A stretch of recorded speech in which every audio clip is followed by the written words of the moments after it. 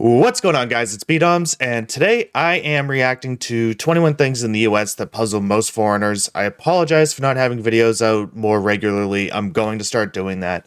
Not going to take up much of your time. We're going to jump right into this. But before we do, I just want to say I am live on Twitch right now. Obviously not when the video goes up, but while I'm recording this video, I'm live. So if you guys want to go hang out with me over there, link will be down in the description below, along with the original video and all my socials. And with that, let's jump right into it.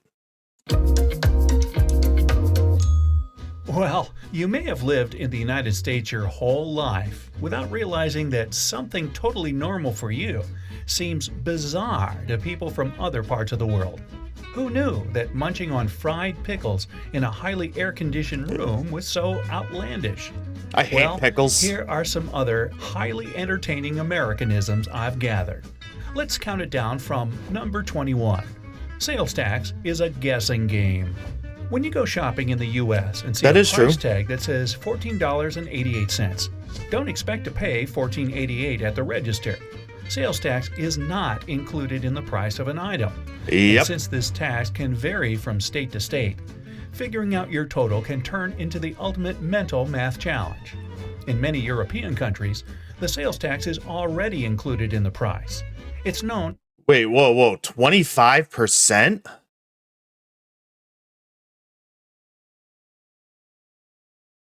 Yeah, we have like sales tax, but it's like I thought Massachusetts, where I live, is bad, and that's like what is it, 6.25%? 25%? I mean, I get it. Like a lot of these places have universal health care and stuff like that, but wow, that's expensive. Okay. As a value-added tax, or VAT. Number 20. We're total workaholics. A lot of Americans don't feel the need to take long vacations, so they often let vacation and sick hours pile up without ever using them. Plus, most employers only give you 2 weeks out of the year. But in a lot of that, the 2 weeks, it's vacation and sick time rolled into one now. You used to get like 2 weeks vacation and 2 weeks sick time, or something like that, but now it's like all just rolled into one. It feels like it's getting less and less too. So a lot of other countries like Brazil or Finland, workers are encouraged to take an average of 30 days of vacay. Wow, maybe I should take some time off, or perhaps I'll just keep waiting. 19. It's not a party without red Solo cups. In the States, I've heard about this. People pay so much for it, like all over the world. But other countries apparently don't recognize this cup to mean the same thing. People in the UK, for example, don't use red Solo cups at get-togethers. They have to go to a special website to purchase the cups for American-themed parties. Who knew? Wait, Number is that 18, one cup for 49? Everything. What? Whether it's fried pickles or even fried Oreos, America has it all. Fried fish recipes first appeared in Spanish and Portuguese cookbooks as far back as the 1200s, and the Greeks were frying food in olive oil way back in the 5th century BCE. But as America does with many things, they've adopted a tradition from far-off lands and took it up a notch, or 5. 17. Get everything you need right at the pharmacy. If you're not from the U.S., it may be puzzling to walk into a pharmacy and see aisles and aisles of over-the-counter meds, toys, makeup, clothes, and even groceries. Unlike it. Okay, so I understand why they're saying groceries, but it's not like you can go to a pharmacy and do all your food shopping there. They have, like chips and, maybe like beef jerky. They might have like a few choices for like a frozen meal or something, but it's like there's literally like on the wall, there's the refrigerator, like every one around CVS, Walgreens, they're all the same. They have a wall of a refrigeration unit, and I used to work at one. You have drinks usually, and then you have like maybe a few like frozen things, a couple of choices for like ice cream. It's a very small selection for frozen stuff. And as far as like groceries, like if we go back to this picture, meds, toys, makeup, clothes, and even you'll find milk. You're not going to find lettuce, broccoli, or carrots. Definitely not. You can get like bread, milk, You can't even get stuff to put on the bread unless you want like peanut butter. I think some places sell peanut butter, but it's not how they're making it sound. It's stuff that you could pick up at like a convenience store. That's basically what our pharmacies have become. It's like a convenience store pharmacy rolled into one. And as far as the toys, like there's a small aisle for toys, but there's not like a huge selection. It's more like if you're just, you need to keep your kid occupied while you're waiting for a prescription or something. That's more what you're going to get out of it more than like actual like good toys. Groceries. Unlike in other countries where pharmacies sell medicine and medical supplies exclusively, the ones in the US are like small convenience stores where you can grab magazines, Tylenol, and a frozen pizza in one fell swoop. 16. They do usually have frozen Fill her pizzas. up. That is true. In America, if a restaurant doesn't offer free refills on fountain drinks, it's kind of strange. But in other countries, once you buy one beverage, that's it. France banned refills on sugary sodas back in 2017 in order to combat the current obesity epidemic. Yeah, but the thing is, I'm sure they're not charging you like $4 for a glass that's half ice and then some like Coke or, Sprite or whatever you drink. So yeah, you get free refills, but they're overcharging you for that first one. So is it really free? Just saying. But in the US, the idea of free refills is still alive and well. 15. If you don't like it, return it. Whether it's an ugly sweater from grandma or a heinous pair of earrings from an ex, if you don't like it, you can just return it. In America, making returns at stores is pretty normal and super easy. I mean, the US even has a National Returns Day in January, conveniently We do? held for you to return holiday gifts you weren't too thrilled about. I didn't know about that. Is that not a thing in other countries? You can't return things to stores after you bought them? I thought that was just like good business practice. I didn't think that was like a US only thing. I know when I went to Canada, you could return stuff, but that's, Canada, US, they're pretty close related. No, because I've seen videos online from like the UK and stuff too of people like returning stuff, and I don't know. Tell me where you guys live in the comments below and let me know if that's actually something that's in your country or not. I didn't think that one would be very strange. I understand the other ones up until now. Well, except for the soda one, I guess, but that one's I don't know about that. 14. Tips for everyone. Cab drivers, servers, hairdressers, you gotta tip them. Tips are acceptable for almost any service in the US and sometimes consist of 25% of the bill. We haven't started tipping surgeons yet, but there are places in other parts of the world. So the number one place you tip is a restaurant, because our restaurant workers actually don't have to be paid minimum wage, unlike the rest of like every other job. Basically, their job is solely reliant on tips, which we're trying to, like, a lot of people are trying to have changed, because like when you're living off tips, you can't tell exactly how much money you're going to be making, and it's not a reliable income. You can make a lot of money depending on where you live, but if you don't, or where you work, I mean, but if you don't work at like a high-end restaurant, you're going to be struggling. So that is more of like an issue of US economics than it is like a proper thing to do. But typically in any service industry, we will leave some sort of a tip depending on what the service is. If people are cleaning your house, you typically leave a tip, or stuff like that. But like, you don't really tip like McDonald's workers, like drive-through places. You don't tip there. There's quite a few places you don't tip at. So it's not like it's a very common thing. Like I can't remember the last time I left a tip other than at a restaurant, to be honest. I think there was one time during the shortage where I did end up tipping Dunkin' Donuts workers, but there were two people working in there and they had a massive line of cars, and you could tell they were like really stressed out just by looking at them. but they had such good attitudes that like I ended up going back later because I had to go get cash. I didn't have any. I went back and got cash and went back and gave them some money. But like that was a rare exception. That was, you know, a COVID issue, and like typically you wouldn't tip in that situation. And actually, Dunkin' Donuts doesn't want you tipping their customers or their workers because they do pay them minimum wage. And waitresses will actually, or waitresses, like they'll actually get mad at Dunkin' Donuts employees because they make more money than they do, even though they're, you know, doing an industry that actually relies on tips. So it is a big issue in the United States, actually.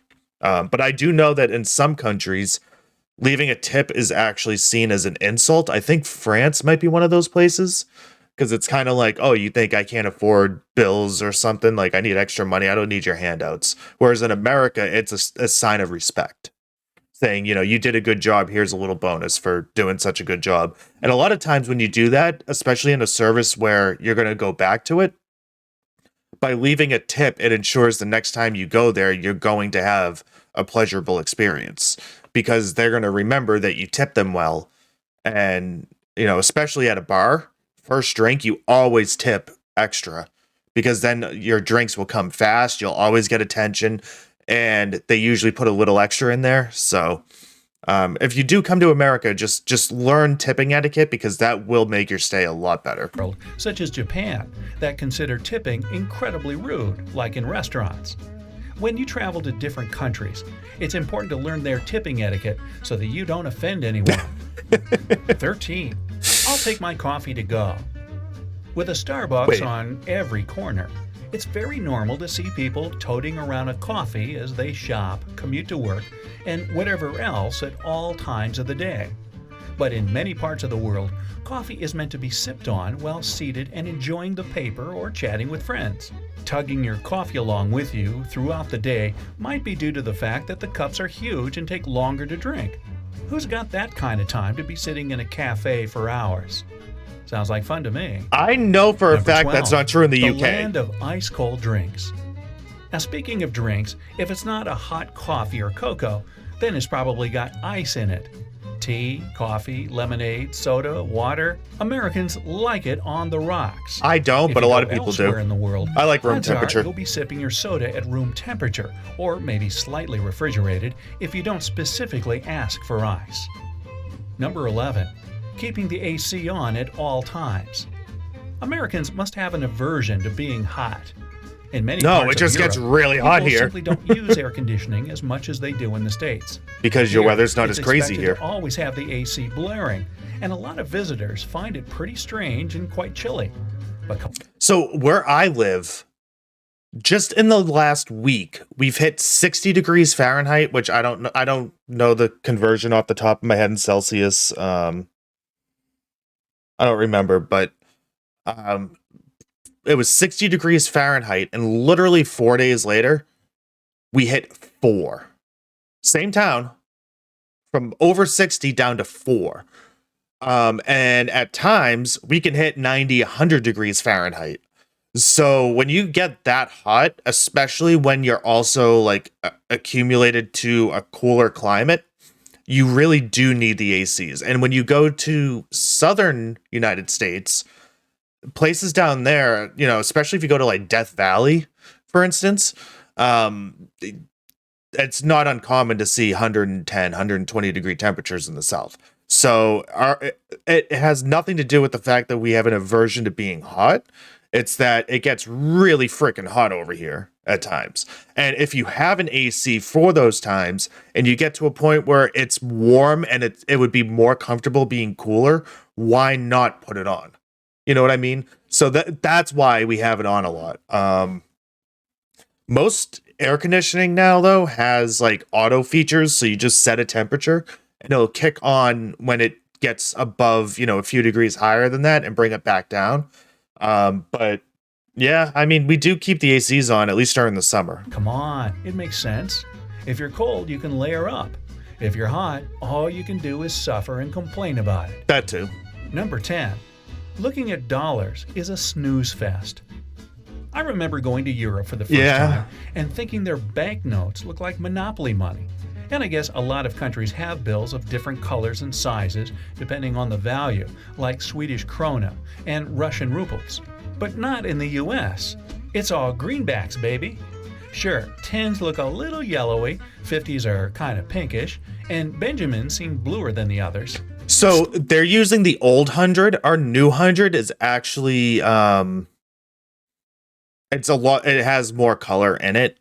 I don't remember exactly. I don't usually get $100 bills, so I don't remember exactly what it looks like. It's been a while. But yeah, we definitely don't have the most interesting money. US That's for dollars sure. definitely aren't as fun and rainbowy as other currencies. Number 9. Giving a thumbs up. In America, even little kids know a thumbs up means good job, way to go, or anything positive like that. But if you travel to Greece or the Middle East and give this common American gesture, you probably won't make too many friends. Hey, how about giving this video a thumbs up for the useful tip? Is that really a thing anymore? Do they? Because I would think in like 2022, we have the thumbs up featuring the like button on most things at this point.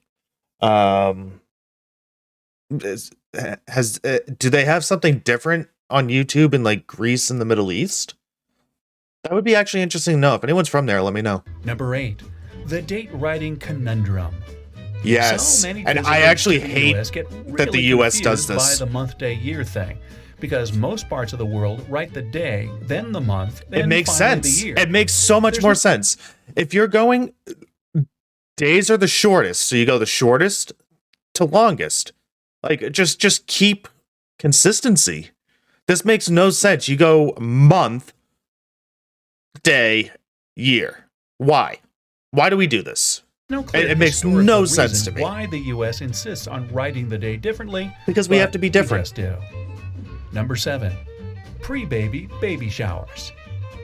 Many cultures celebrate a new baby coming into the world, but America is one of the few places that does this before the baby actually gets here.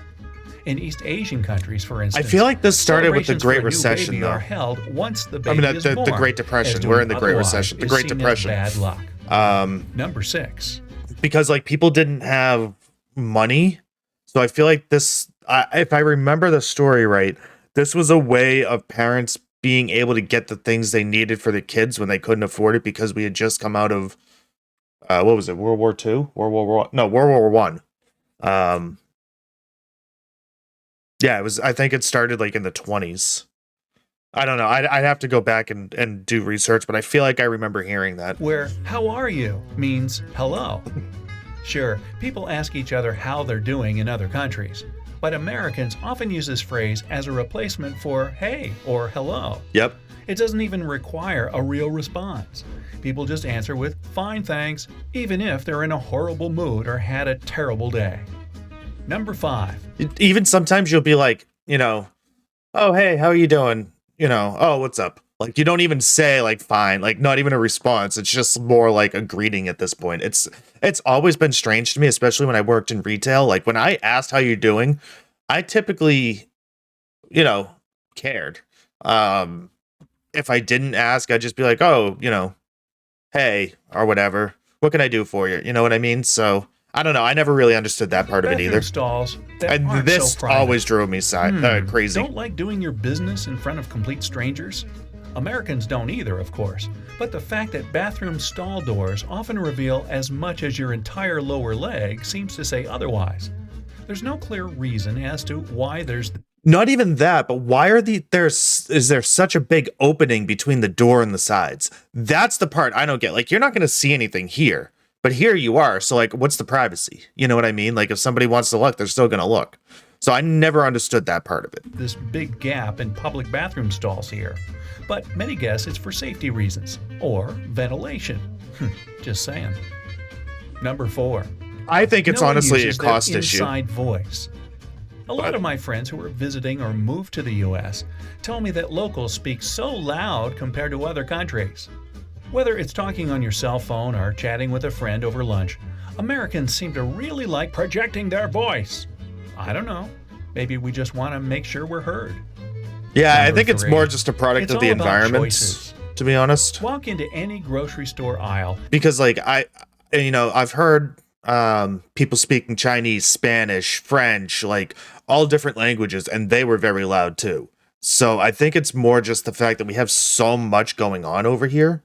And especially if you like live in a more city environment, you get used to talking over things, and I think that becomes your natural voice. Whereas where I live, I'm in the middle of nowhere.